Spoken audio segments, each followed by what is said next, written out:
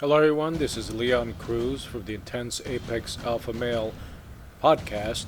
This is podcast number 7, and today is November the 23rd, 2016.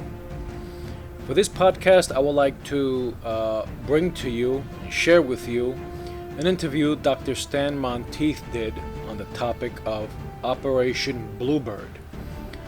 Who is Dr. Stan? Dr. Stan was a brother in Christ who had a radio show called Radio Liberty. And he was a retired orthopedic surgeon who made it his life's quest to bring us information on the shadow government, the NWO, and the ruling elites. So this topic is based on Operation Bluebird, which was an experiment the shadow part of the CIA did in creating mental illness. So I want to share this podcast with you. If you want to visit his website, it's still up. It's www.radioliberty.com. I hope you enjoyed this video, and I'll be coming back to you with Brother Her on another amazing topic based on Who Rules the World, Part 2. You can consider this podcast part of that series. And I hope you enjoy it, and God bless you all.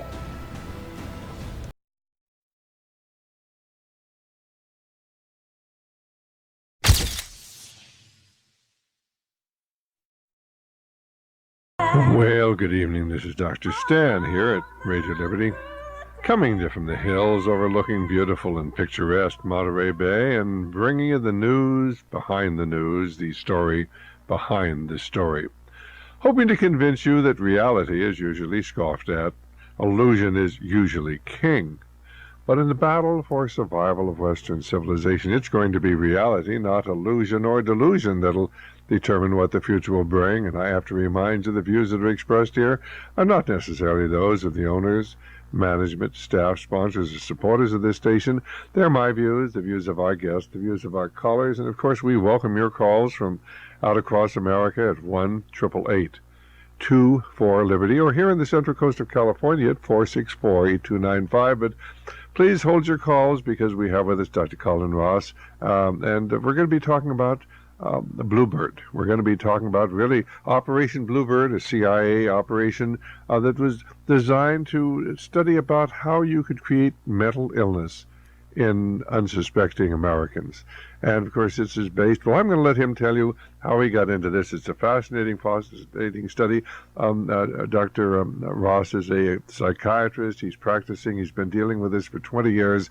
And his story is, well, something every American should hear. Good evening. Thank you so much for being with us tonight. Hey, thanks for having me on. Why don't you tell our listeners just a little bit about yourself? I know you were graduated in Canada, but just sort of give us a quick rundown, and then how you got involved in dealing with dissociative personalities, and really what a dissociative personality is. Okay. Well, I always wanted to be a psychiatrist since I was a kid, actually, and I took a sort of roundabout route, ended up getting to medical school, and finished medical school, and then went into psychiatry. When I was a third-year medical student, I was doing my rotation in psychiatry, and I independently diagnosed somebody as having multiple personality disorder. And that's really, I was kind of very, very vaguely aware of it before that, and that's how I got interested in it. And I just read literature and started writing about it myself, and there's no looking back from that point on. Well, now, explain to our listeners, will you please, what is a dissociative personality?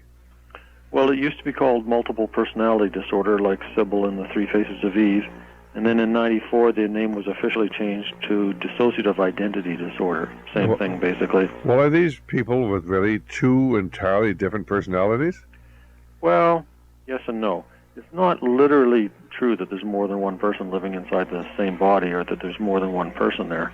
But their identities are fractured or fragmented into these different people, quotes, who take turns being in control of the body and don't always remember what the other ones have been doing. And of course, this really is the personality's response to deal with something that is just too horrible to contemplate. Is that would be a fair statement? Yeah, it's basically a survival coping strategy when there's too much abuse, neglect, violence, chaos, trauma going on in childhood. The basic idea is simple, just this is too much, I'm out of here, somebody else can deal with this. All right, now, of course, the difficult thing for, I think, many people to understand is that the Central Intelligence Agency many years ago set out to figure out how they could create this sort of a situation in people, and they actually contracted with psychiatrists and medical schools to actually create personality disorders in their patients. And of course, these studies were done. They were published in peer-reviewed journals. And the amazing thing is, nobody seemed to think there was anything wrong with creating mental disease. It is very amazing. And I first got into this when I moved from Canada to Dallas in late 91. And early in 92, some patients started telling me stories. And that one actually gave me some declassified documents about, as kids, being on bases or being in hospitals and having very odd scientific experiments done on them with EEG machines, LSD, physical spinning, memorization experiments, sensory deprivation, wearing strange goggles, and so on, all to create these new artificial identities, basically create an artificial multiple personality. And so, of course, I didn't know whether that was real or not real or what to think of it, really. And I decided to start doing a whole lot of reading and research. And that's how I got into writing the book, Bluebird. Well, now, of course, a lot of this was based, though, upon information you got from the Central Intelligence Agency and the Freedom of Information Act, isn't it? Yeah, I have around about 15,000 pages of documents from the CIA from Freedom of Information. And then I've got a whole cabinet full of papers, mostly from the 50s and 60s, that I photocopied from medical journals. In the medical journals, it really stops in the early 70s, but up until the early 70s, you can read all kinds of insane experiments, LSD experiments, electroshock, all kinds of unusual things. And it'll say at the bottom of the paper, funded by the Office of Naval Research or the Department of the Army or the Office of Naval Research. So I was able to document very extensive funding of all kinds of mind control experiments. And then they never quite had the gall to put in the medical journals that was funded by the CIA. But I got all of that from the Freedom of Information Act. Well, of course, the thing was that they were using hypnosis and drugs, and they were using electric shock, various types of trauma-based affairs to actually create mental illness in people just to see what would happen. What about the ethics of something like that? Well, there are no ethics. Well, there's several angles I take on this. I'm basically not an anti-government or anti-CIA guy as such. I'm really a civilian psychiatrist. My focus is on psychiatry, mental illness, how to help patients, and the ethics of psychiatry. And this is basically an absolutely documented, systematic, pervasive violation of human rights and basic medical ethics by all the major leading medical schools, many of the grandfathers of psychiatry throughout the second half of the 20th century. So I was always told about, in the Soviet Union, they used psychiatry for political purposes, and they put people in jail when they're just political radicals, or put them in mental hospitals and pretend they're mentally ill, and we never do that there. It was a very holier-than-thou kind of attitude. But we, North American psychiatry, have done horrendous things to patients without really following them systematically to see the harm, without real informed consent, and really up to the level of Nazi atrocities. Well, didn't we actually bring some of the Nazi psychiatrists who'd done these macabre things in their concentration camps to America under Operation Paperclip and allow them to continue their studies here? Well, that's something I want to find out more about. What happened at the end of the Second World War is, as the war was winding down, a lot of the German scientists were being captured and put in camps and so on. And then immediately after the war, there was a big scramble between the Russians, French, British and Americans to get all these scientists and bring them back home. And the problem that the U.S. had was a lot of them were documented Nazi war criminals. So therefore the State Department wouldn't issue them visas. So they set up a series of programs, the most famous of which is Paperclip, to bring these people over basically routing them around the State Department visa requirements. This included Wernher von Braun, the major figures in the NASA rocket team, medical doctors, all kinds of propulsion, ball bearing, film, aviation experts of all kind. The only people who are missing from the documentation is the psychiatrist. And there had to have been psychiatrists in the group. So that's something I would like to see brought out in public and documented. No, like I think, of course, they really don't want the American people to realize the crass indifference to humanity. Really, the Operation Paperclip. And for our listeners that don't know what it was, this was the symbol. If you were working in intelligence and you saw one of these files, and they always put a paperclip on it. That meant that they were to be passed over and brought into this country, ignoring their crimes against humanity under the Nazi regime. And right. Of course, it was felt that we need these people here because, after all, we're involved now in the war with the evil communists, and so we have to bring in these evil people to help us fight the evil communists. And of course, even if you bought that argument, which I don't exactly buy, the problem is, from a medical ethics point of view, these people come over to the country and then they massively violate basic medical ethics, and everybody looks the other way, doesn't comment, lets it slide by. That's what really makes me angry. Well, the thing is, it was not only the Nazis, but these were Americans. A lot of these were American psychiatrists trained in our schools with relativism, where a right and wrong there really is no right and no wrong. And so, I mean, some of the things in your book where you actually quote from the CIA files about these psychiatrists using electric shock just to see what would happen, when it really wasn't called for, or using excessive electric shock. That was and intentionally trying to destroy memory or destroy personalities. Well, they were very successful, and overusing really understates it. And Linda MacDonald, who's a very well-documented case from McGill University, which is in Montreal, which is basically the leading Canadian university and was the leading Canadian medical school and department of psychiatry. The head of the department, Ewan Cameron, was a CIA contractor. That's all documented. He was the guy who founded the World Psychiatric Association. He was president of the Canadian and American Psychiatric Associations. Very well-connected guy politically. And he was part of the team that went over and interviewed all of the Nazi doctors for the Nuremberg trials. And by the time Linda MacDonald arrived at his hospital in 1963, the CIA funding had dropped out and was picked up by the Canadian government. No, this was up in Canada. Yeah, in McGill. And because most of the CIA contracting was done in the United States, some in Canada, some overseas.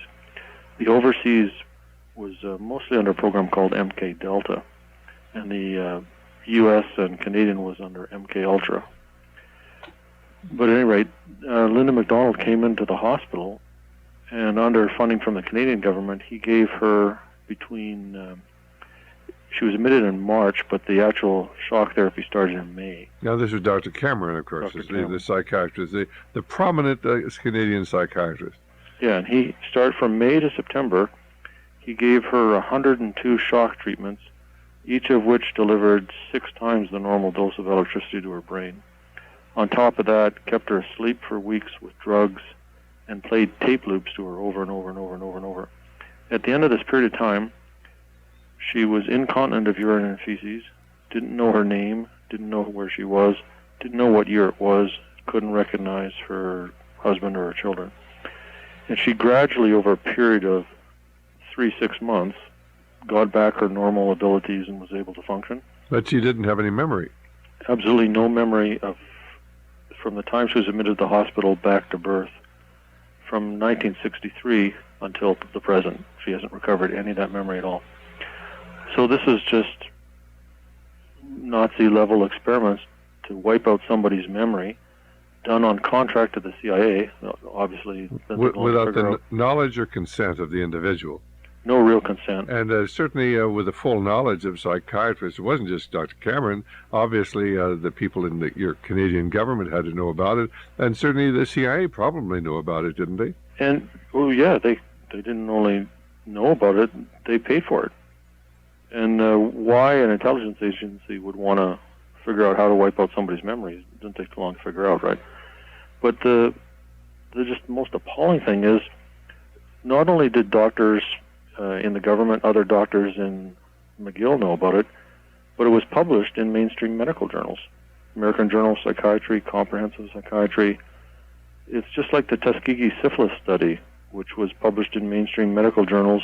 And I have a copy of that was a study that started in 1942, where 400 black guys in the rural South who all had syphilis were prevented from having any treatment.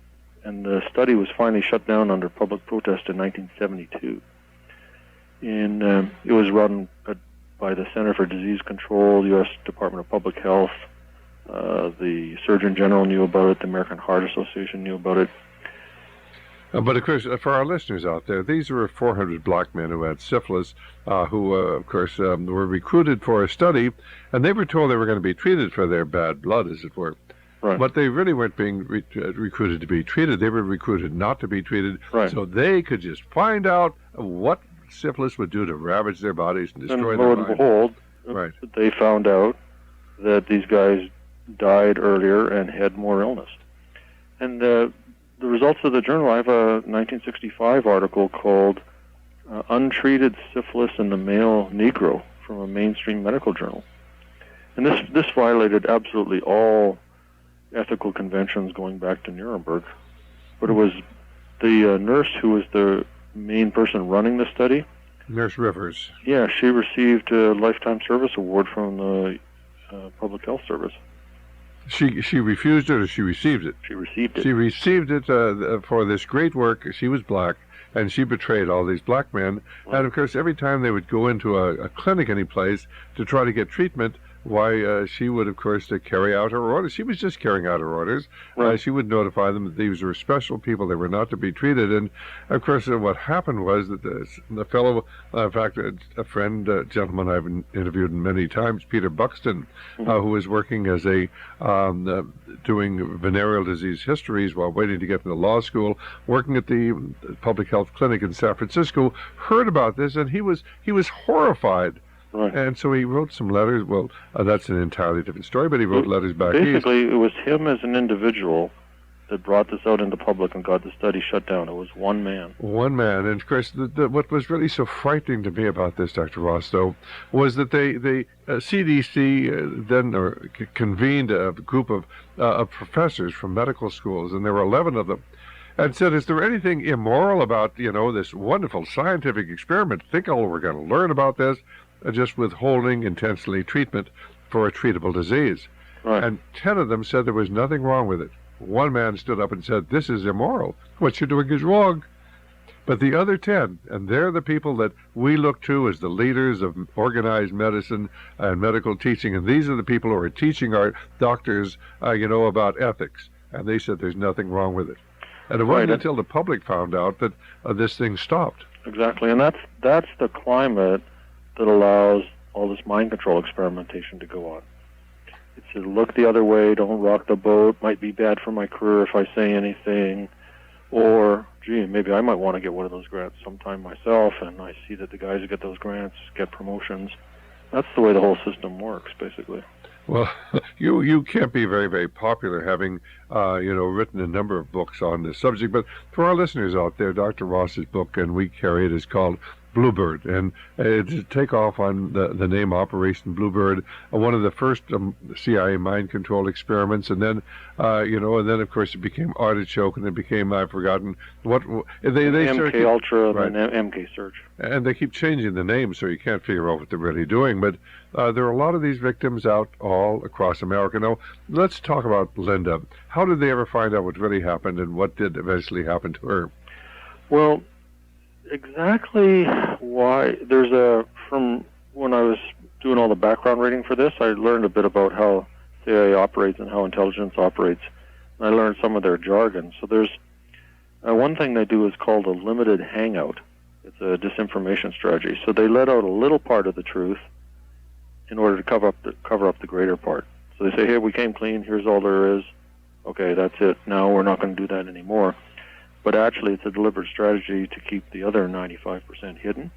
And so I'm thinking, I can't prove, I have no documents at all, but I'm thinking that somehow there was a decision to do a limited hangout with Ewan Cameron, because he died in 1967. The experiments were done in Canada, so the jury awards wouldn't be as big.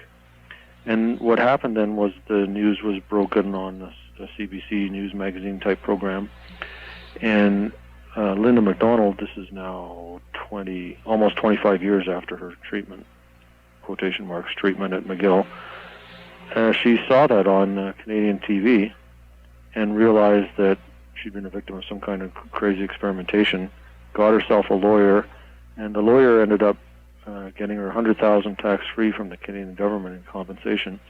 And also they set up a fund for all other survivors of those experiments, who they now automatically all get $100,000 each. But how many of them were there? Do we have any idea?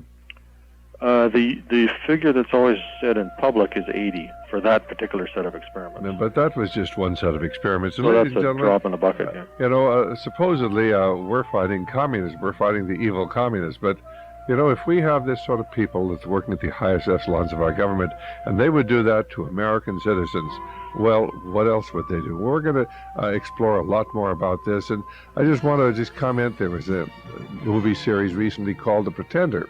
And it was about a young boy who was experimented on in this similar manner. And everybody thought, gee, that's a great, fun program, The trouble is that when you talk to these people who've been in this program, that's exactly what happened. We'll be right back here with Dr. Colin Ross, and welcome your calls here at Radio Liberty.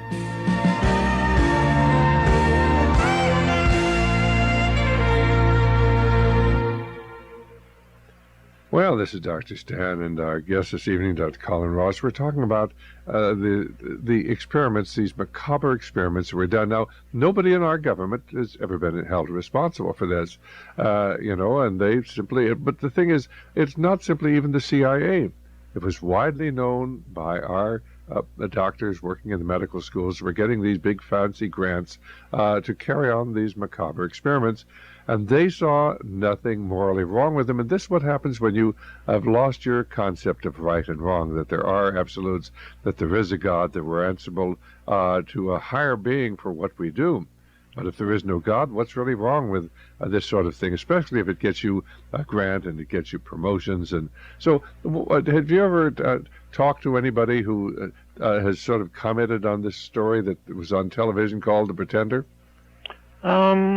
Like, you mean a government official? Or no, I'm just talking to the people. I've talked to several people who've been in these various mind-controlled units, and they say, well, The Pretender, I don't know whether you ever saw the program. Yeah, I have seen it. Actually, the thing about The Pretender is it's a very mild version of reality. A very mild? What's in the documents is the declassified documents, obviously, are only the tip of the iceberg. But what's in the declassified documents is way more severe, destructive, and unethical than anything in the Pretender program. Well, why don't you tell us really what they do? Because they've used children a lot, and you've talked to these people, these children that, have been victims of these experiments. Why do they want children? Well, you're starting to get out beyond the declassified documents now, but they do describe experimentation on children.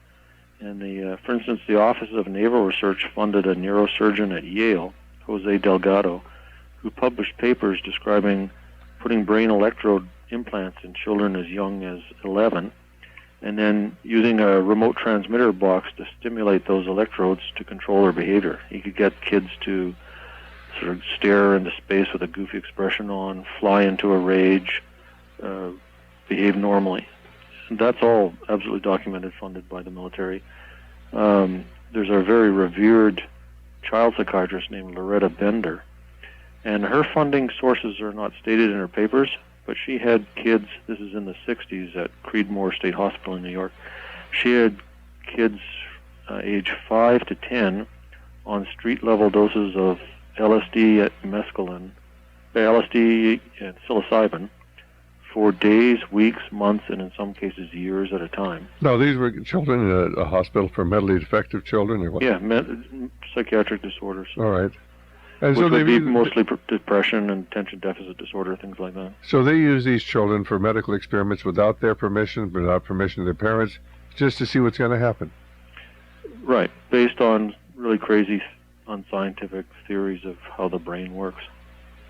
And in the radiation experiments, the school was called, if I remember right, Fernald School for the Mentally Retarded, I think. It was in New England.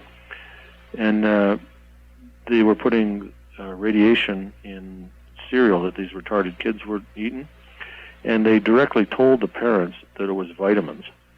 So sometimes not only did they kind of tiptoe around the subject, they outright deliberately lied. One of the doctors who was involved in the brain electrode implant programs at Harvard was also involved in radiation experimentation. And in the report that Clinton commissioned, there's about a 900-something page advisory panel report to Clinton. They described this Dr. Sweet at Harvard injecting radioactive plutonium into a guy. We're going to have to interrupt you. We'll be right back here in just a moment. But well, this is Dr. Stan, and our guest this evening, Dr. Colin Ross, is a practicing psychiatrist, and he works with dissociated personalities. These people who have had split personalities, and of course, the reason you have a split personality is because reality has become so horrible you can't face it. The trouble is that some of these dissociative personalities have been intentionally created by your tax dollars. By the CIA, and of course they keep saying, "Oh well, we did that in the past, but we'd never do that again." And if you believe that, you probably believe your Enron stock is going to come back again. But ladies and gentlemen, the tragedy is that at least we have the documentation, and Dr. Ross, in his book Bluebird, has summarized the 15,000 pages of testimony he was able to get under the Freedom of Information Act, much of it redacted because they don't want the public to know, but enough frightening and terrifying information there that, you know, if they would let this through, think of the things that they're not going to let you know about. And, of course, the criminal activity, these people, in my estimation, these physicians should be exposed for what they've done, but, of course, well, you're not going to read about this ordinarily in our major medical journals. So, and certainly not in most of our major news magazines or newspapers. So, anyway, it's up to Dr. Ross, and he's done a great job. The book Bluebird, going into the background of this government program, which became Artichoke, became MK Ultra, became something else. Always changing the name, but never changing the diabolical nature of it. And Dr. Ross was telling us about some of the people that these macabre things have been done to. So would you want to pick up the story there? Sure. It was this Dr. William Sweet, who was part of the brain electrode team at Harvard that was funded by the Navy. He also was involved in these radiation experiments, so he injected plutonium into this guy who arrived at emergency department in Harvard. Now, did the fellow know he was going to be given the plutonium? Well, this is where it comes down to lying, because William Sweet testified that everybody gave informed consent, but this one guy arrived unconscious. His identity wasn't known. He was injected with plutonium experimentally, and he died without regaining consciousness. So it just goes on and on and on and on. Well, dead men, that just goes to show you the truth of the fact that dead men tell no tales, and they can't even very well sue you for what you've done to them. Right. But of course, you know, and then you commented that they were feeding cereal laced with plutonium to the children at these state hospitals, you know, and telling the parents it was vitamins. And, of course, they knew that these were macabre experiments. And yet, of course, they did this. There were other experiments where they gave the children hepatitis, you know, just to see what would happen, various types of hepatitis. And there is nothing is ever done for the violation of people's rights. Of course, up in Canada, apparently, they at least had the decency to pay some of these people. And I know that there's one case here. I think that it was maybe partly out of decency, but it took a lot of pressure, and I think the Canadian government was really boxed into that by the limited hangout strategy of the CIA.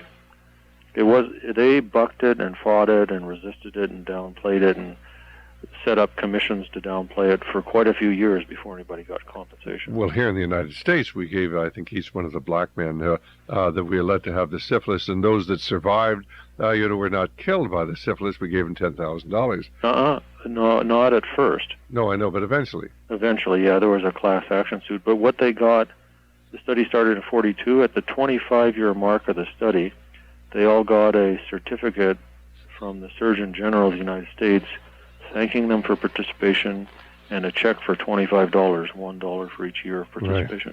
Right. Yeah, down the line, of course, when this whole, but, of course, here, the victims of 9/11, why they're going to give them each $1 million. Of course, that's with a promise that they won't sue the airlines or the Saudi Arabian or the Iraqi government for their involvement in that.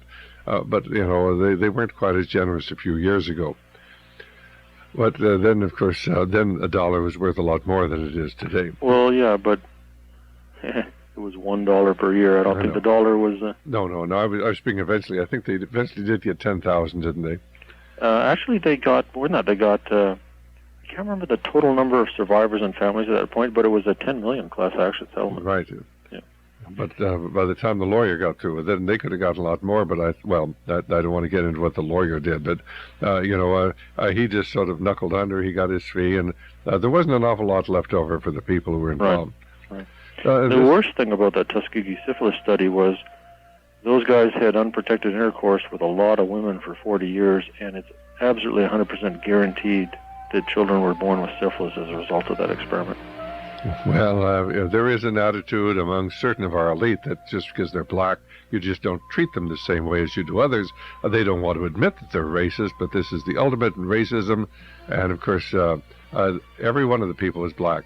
If everyone had been white, you think this would have gone on. A lot of the mind control experiments were on terminal cancer patients, sex offenders, drug addicts, prisoners, mental patients. Right. Well, we're going to have to take our break here at the half hour, and we'll be right back.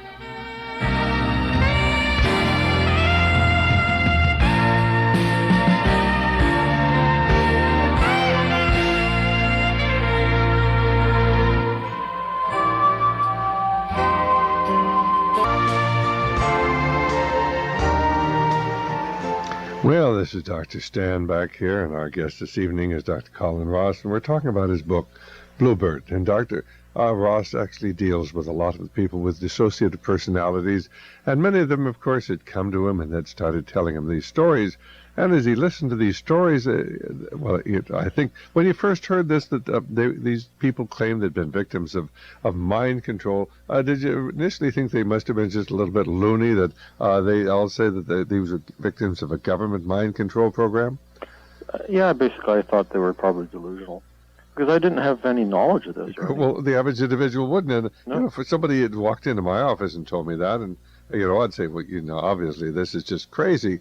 You need to see a psychiatrist, but you are the psychiatrist. That's right. Yeah. Well, the typical example you hear just in general in life, and you hear it in psychiatry textbooks, and you hear it from your professors, is now you can tell somebody's insane for sure if they come and explain that they're a victim of CIA experiments or that the FBI is after them. Well, in 1970, I forget if it was 75 or 76, the General Counsel for the U.S. Army in Senate testimony released a list of 130 different compounds that the Army had tested in mind control experiments, which included LSD and BZ and many other different types of drugs. And they admitted at that time, the Army, to testing LSD on 1,500 different people. So obviously that's not all of them. That's the tip of the iceberg again. But if you take 1,500 people on LSD, and you multiply that by 130 different compounds, and you figure they didn't release the names of all the compounds, you're up in the hundreds of thousands of people who got at least one dose of LSD or some other drug in a mind control experiment. Now, only a minority of those people would have been recruited into really serious, complicated mind control programs. But the number of U.S. citizens who've been involved in at least one unethical mind control experiment is minimum in the hundreds of thousands in the second half of the 20th century. Well, let's get a little bit into some of the other things that you've certainly been dealing with. Now, one of the things that I've heard from and I've talked to 4 different people who've told me that they had personally met Dr. Mengele. And for our listeners who don't know who Mengele is, he was the worst of all the Nazi doctors. He was known as the Angel of Death. He was the one who used to experiment on the children in the concentration camps. And I've got books written about him. And then, of course, he mysteriously disappears. And he fled to South America. That's what happened to him. And this is what we're told. And yet I've talked to, at least myself, personally 4 people who've told me independently, without ever prompting, that they knew Dr. Mengele. Now, and that met him sometimes, many times. Have you ever encountered anybody who claims that they had met this Nazi butcher? Yeah, I have actually. A small number of people like you. And again, initially you'd think, oh yeah, right, that's too much. These people must be insane. But it's an absolute documented fact that Klaus Barbie, who was called the Butcher of Lyon, he was a big Nazi atrocity guy. He was hidden and protected by the CIA. That's an absolutely documented fact. So, and the CIA and the military did bring all these other Nazi criminals over to the United States. So it's not really far-fetched that Goebbels could have been taken out somewhere and protected. No, for our listener who thinks that this really is far-fetched, we have a book called The Gestapo Chief, and based on the memoirs of the head of the Gestapo. And you know where he went? He went to Berkeley in California. He traveled around America. He was brought here, given a fancy government job, eventually died in 1983. And we even have another book called The Mueller Diaries. His name was Heinrich Mueller. He headed the German Gestapo, and we know how terrible and evil they were. So why did we bring the head of the German Gestapo over here and give him a nice job? Oh, well, he was going to help us fight the wicked communists. That's what it was all about. And, of course, ladies and gentlemen, you have to understand that there are people who have a different sense of morality than the average individual. We carry that book, incidentally. It's called Gestapo Chief, and, of course, he correlated that the Mueller Diaries, and they're hard to get. Of course, the one thing is they don't want the American people to know that, why we might sort of get an idea that there were some wicked people in government, and certainly we wouldn't want the American people to get the wrong idea. So, of course, as you deal with these people, can you help them? Can you help them to overcome these problems, these split personalities, as we refer to them as? Well, the people I work with clinically, they've basically developed 2, 3, 5, 10, 15 different characters inside. It's kind of divide and conquer strategy. There's just too much pain, too much terror, too much trauma, sadness, loneliness. They have maybe 10 or 15 different personalities? Yeah. And there's really no limit to it. You can create a whole kind of like Lord of the Rings internal fantasy world in your mind if you want, and have really no limit to the number of characters. But the number of identities that actually come out, take control of your body, and do stuff is fairly limited, just because there's not enough room in your life. But basically, the thing about this disorder is not that it's fascinating or bizarre or interesting, but that it's very treatable. These people, not all of them, and nobody can cure all of anything in psychiatry, but these people, if they work real hard in therapy and they stick with it and they deal with all the pain and learn more healthy coping strategies, they can be integrated back into one person, and their anxiety symptoms, their depression, their substance abuse, all their other types of addictions, self-mutilation, depression, all of that settles down. It's amazing to see the level of recovery that's possible. Well, now, have you run into any of these people who claim that they're victims of satanic ritual abuse? Yeah, I actually wrote a book published in '95 called Satanic Ritual Abuse, Principles of Treatment, because hundreds of people like that were coming through my program, and there's all this controversy. Is it real, not real, real memories, false memories? Is it coming from reality or coming from the therapist's imagination? So I read the existing literature on that, which is really small, and wrote a book. Basic idea of the book was, here's how you do therapy so that what you're doing and your strategies don't depend on whether the memories are real or not. All right, fine. Well, Chris, do you believe that there is such a thing as satanic ritual abuse? Well, that's kind of a funny question. Well, it's not a funny question. I think it's a very legitimate question. It's not amusing, but well, I'll explain what I mean by it's a funny question. It depends what you call satanic. If you call a very organized, widespread human sacrifice cult that's driven by a warped theology satanic, then we've got 2 examples. The Catholic Inquisition, which tortured and burned a minimum of hundreds of thousands, possibly millions of witches in a very systematic, organized way based on a theology. Second example that we know is the Third Reich. Those guys were driven by this sort of bizarre Aryan supremacy, sort of Teutonic mythology set of beliefs. A lot of those leading Nazis thought that they were incarnations of great leaders from hundreds of years ago, and they practiced some elements of Satanism, and they had a lot of rituals and symbols, and they obviously sacrificed a lot of people. So this is just the way human beings behave. In other words, there's some people are very evil. Yeah.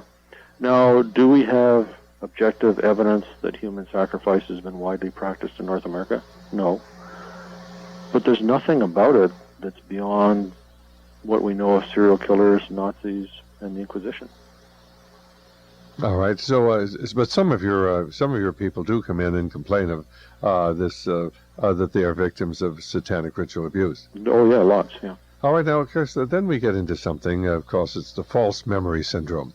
And the false memory syndrome, I'd never even heard of it till I got started doing talk radio back in 1994. And family called, and they said that family had been really, of course, had become the victims of local psychologists planning ideas in their daughter's memory. And, of course, they had been accused and they had been sued for, being part of some sort of a satanic cult, or I've forgotten the exact details of the story, but under any circumstances, they had been victimized by this false memory. And so then we saw the videos put out by the False Memory Association, and there were, of course, they have meetings and they have all these psychiatrists, and they talk about how all these ideas of satanic ritual abuse are all false memories implanted by psychologists, and perhaps some of them are. But one of the things you pointed out in your book isn't it interesting that many of these psychiatrists who talk about the false memory are exactly the same psychiatrists who are paid by the CIA, and you have the document to do all these macabre things that you've described? Yeah, and that's no coincidence. I'm absolutely convinced it's part of a disinformation program and everybody covering their own butts in academia. So two of the guys who are, the organization is called the False Memory Syndrome Foundation. It's got a professional and scientific advisory board. And that's really the group of people who've spearheaded the attack in psychiatry on the validity of multiple personality disorder. They're saying it's just a bogus diagnosis, and have been spearheading, it's all false memories. And so it turns out that two of the guys on the professional advisory board, both of whom died in the last few years, Martin Orne and Jolly West, were CIA MK Ultra contractors with top secret clearance, and their own personal projects had to do with hypnosis, dissociation, multiple personality, and the Manchurian Candidate programs. All right, and I think that, so what you're basically saying is that the false memory syndrome movement was an effort to cover, the things that were done. Now, do you think that there actually have been some psychologists and their enthusiasm have implanted false memories in people? Definitely. Oh, yeah, I've testified in court cases that this is an example of a way out of control therapy that's implanted false memories of satanic ritual abuse and other kinds of false memories. And I don't think the False Memory Syndrome Foundation is just one thing. I think it's a group of different interests. One is a whole bunch of parents who, in fact, were falsely accused of things they didn't do. Then there's another group that's a bunch of basically memory researchers who are all interested in how memory works. And then there's probably a group of people who are just kind of ugly people. And then there's a group who are the Manchurian Candidate contractors, their colleagues, their friends.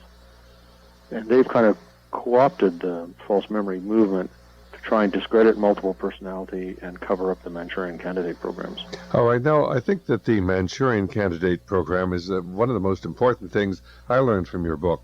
And, of course, for the listener out there who doesn't remember, the Manchurian Candidate, based upon a story, a movie, it was a book, and then it was a movie.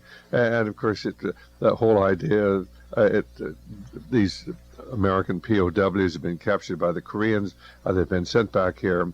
But, of course, they had been brainwashed in the meantime, and one of them was a Manchurian candidate. His job, I think, was to assassinate the president, something like that. A presidential candidate. Right, of course. And Angela Lansbury played the villain, and of course she would trigger the Manchurian candidate by turning over the Queen of Hearts, Queen of Diamonds. I've forgotten. Queen of Diamonds it was. Right. So basically, then we're told, well, gee, because the wicked communists had been working on the creating Manchurian candidates, we had to do all these experiments to so we would understand how to counter that sort of thing and recognize Manchurian candidates, and that perhaps POWs who had been brainwashed and hypnotized and could be triggered. And so, a lot of people would say, well, gee, the communists are doing this. Why, we've got to do these things to counter them. What's the counter to that remark or that premise? There's three counters to that premise. Number one, a psychologist named G.H. Estabrooks, I've got a lot of documents to back this up, including his own writings. The psychologist G.H. Estabrooks was creating Manchurian candidates for operational use by the War Department during the Second World War. So that's point number one. Now, long before the Korean War. Way before. Yeah. And Bluebird, the first in a series of mind control programs, was signed into existence by the director of the CIA in April 1950, and the Korean War didn't start until June 1950. And the first book on Korean brainwashing, Communist Chinese brainwashing, was written by a CIA officer named Edward Hunter. And he describes in his book that the level of brainwashing used by the Communist Chinese was a mild version of a much more sinister and complicated type of brainwashing. And the only way he could have known that is from U.S. programs. Oh, my friend, I actually have Edward Hunter's book. I didn't realize he was a CIA operative at the time, and I still have several copies of it. So it's these are the sort of things that I learned from talking to my guest, that I read Hunter's book many years ago on brainwashing. And it certainly told of how, with sleep deprivation and with this constant pressure on these people, you could get these young men just to totally break down. And he actually had two terms. The whole book he mentions brainwashing all the time, but the more sinister, more complicated level, he called that brain cleansing. Right. So which is what happened to Linda McDonald. Her brain was cleansed of 26 years of memories. Right, and of course this is what your tax dollars were used for here in the and it's so difficult for the average American to believe that we, who are supposedly based upon a philosophy, that officials in our government would do something that evil. And I know you're focused on the government. I don't want to lose the focus on the medical profession, the psychiatrists, and the universities, because they're equally in this. All these programs could not be run without doctors cooperating and running them. And you're so right. And of course, the real problem is the fact that we've lost a moral foundation, a sense of right and wrong, and the dignity of the human. And trained in medicine, you're to respect individuals. You're to respect their rights. You go into medicine to help people. You go into medicine to help people, but you're soon taught that human beings are biological machines. That's the basic philosophy that dominates biological psychiatry today. Oh, and of course, the thing is that we do not teach the morality to our young doctors today. I still try to keep up with what goes on in my medical community, and there's no longer that wonderful spirit of medicine that was there when I was there and practiced for 40 years. This idealism, it seems to be, it just isn't there. And what they've done is they've destroyed medicine. It's no longer a profession, it's a business, and people are so busy looking over their shoulder and filling out government paperwork and worried about the government coming in and stealing everything they've ever had because they filled out a form wrong, and they can charge you with all these things and force you to confess to something you haven't done. And so we've really destroyed, but part of it is the medical school training, and then part of it is society itself that has repudiated these concepts of right and wrong, and everything is relative. We've got Mike calling in here. Hi, Mike. Did you have a question or comment? A couple things. Speaking of Harvard, I wonder if your guest knows anything about Richard Alpert. Richard Alpert. I believe that's where he was one of the early LSD guys who was a buddy of Leary's, right? Yeah, and he, I believe, if my memory serves me correctly, he was a professor at Harvard. All right. Did you have any questions at all? I just wondered if your guest knew anything about him. And The LSD experimentation was developed and funded by the CIA and the Army. So all those guys who were early LSD researchers were either directly or indirectly funded by the CIA and the military. The first major supplier of LSD in North America was Eli Lilly Company, the manufacturer of Prozac. They got a top-secret MK Ultra grant in 1953 for $400,000 to manufacture and supply LSD. So all of that Harvard LSD would have been CIA LSD. And of course, the other thing is, of course, they are also the ones that made the thimerosal, the mercury that has damaged so many children's brains. Anything else, Mike? Yeah, one more. Ken Kesey began his work, which led, of course, to the electric Kool-Aid acid tests in the mid-60s. He was... Berg and a number of those other guys were turned on to LSD in LSD experiments run by psychiatrists funded by the CIA and the military, documented fact. Mike, we're going to have to let you go. You're going to have to call another line because we got a terrible hum there, okay? Okay. Bye-bye. You can call back if you want to, but that was just a bad line. Anyway, of course, I remember Ken Kesey, One Flew Over the Cuckoo's Nest. And, of course, this whole idea of, using lobotomy. Now, did the CIA finance the studies in lobotomy, too? There's, in the Bluebird documents, there's a paragraph on one page called The Problem of Disposal of Subjects. And there's a discussion there about using lobotomy to dispose of mind control subjects. In other words, so that they would not be able to respond, that they would not be able to tell people their affect, their memory, everything would be destroyed? Right, exactly. One of the authors of The Three Faces of Eve, famous book on multiple personality, he described doing 200 lobotomies in a Georgia prison in one day. And he's got ties to a whole variety of MK Ultra mind control contractors. Well, now, why would they do something like that? Would they do that simply because they wanted to change the hostility of the patients, or they just do it to see what would happen? It's a mixture of all of the above. There's this kind of distorted, misguided, pseudoscientific idea that we're doing treatment. There's a sort of ghoulish, monster, mad scientist element to it. And then there's the CIA contractor side of it, all kind of mixed together. Now, why would the CIA be so interested in lobotomies, doing lobotomies on people? Well, it's just a way to neutralize somebody so they don't talk and tell. They describe, in the Bluebird and Artichoke documents, they describe people who've been used as assets, who are being held in prisons, who are being given basically a mixture of hypnosis, sensory deprivation, sodium amytal, alcohol, and barbiturates to erase their memories and implant false memories. That's very clearly described in the documents. And they would actually then, intentionally create false memories in people of events that never happened. Right. Would you like to sort of describe the Manchurian Candidate? Because you talked about, how they would use, say, an officer or something as a courier. How does that work? Well, the Manchurian Candidate is described, the actual sort of plot of the Manchurian Candidate movie is described exactly in Bluebird and Artichoke documents that came out half a decade before the movie. And in these other documents going back to War Department contracts in the Second World War.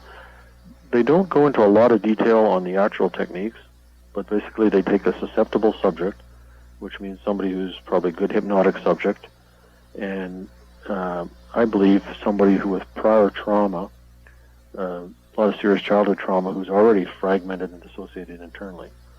Then they use a variety of techniques that are in all the documents. That's hallucinogenic drugs, sensory deprivation, hypnosis, interrogation techniques, and so on. And they create a new identity.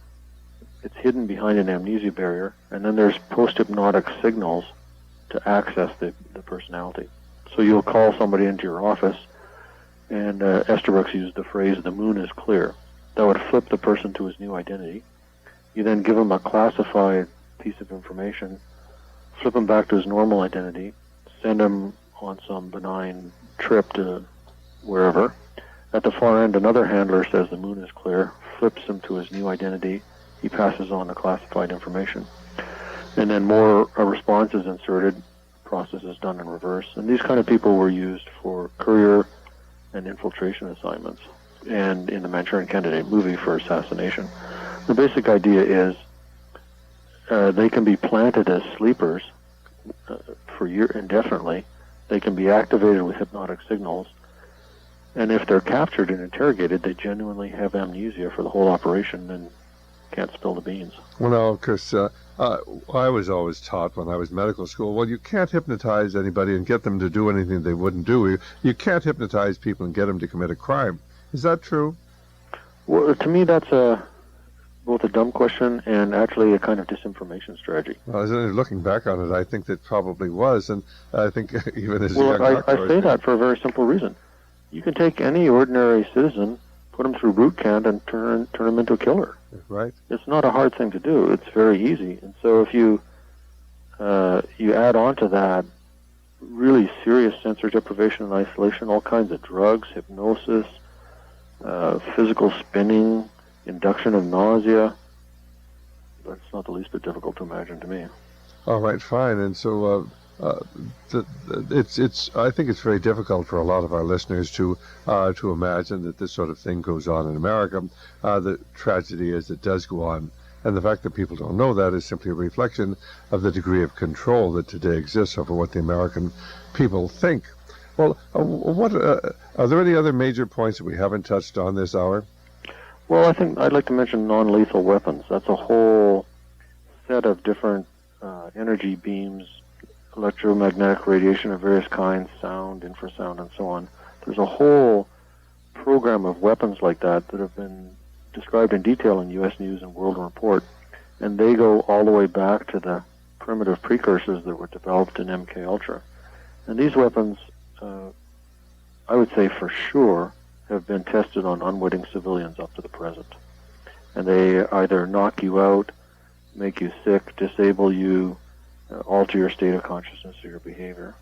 Well, and that, again, there's got to be doctors, psychiatrists, psychologists involved in all of that. And again, it's absolutely against all medical ethics. Well, we hear about some of these weapons that will make ideas come into your mind. Is there really something that'll actually do that, in the way of a beam or so that you'll actually hear something in your head? Well, for sure, just a general buzzing or noise, being disoriented, being confused, or knocking you out. That's all documented, that's for sure. How fancy the technology is and whether you can monkey around with somebody at the level of specific thoughts, I don't know. Well, we keep hearing these things, and of course, after talking to you on several occasions, why some of the unthinkable seems to be, very real, and well, we'll just have to wait and see. Anyway, do you have any parting thoughts for our listeners? Well, I think that the profession of medicine and psychiatry in particular really needs to be judged in public and needs to pay some consequences for all this and needs to come clean on it.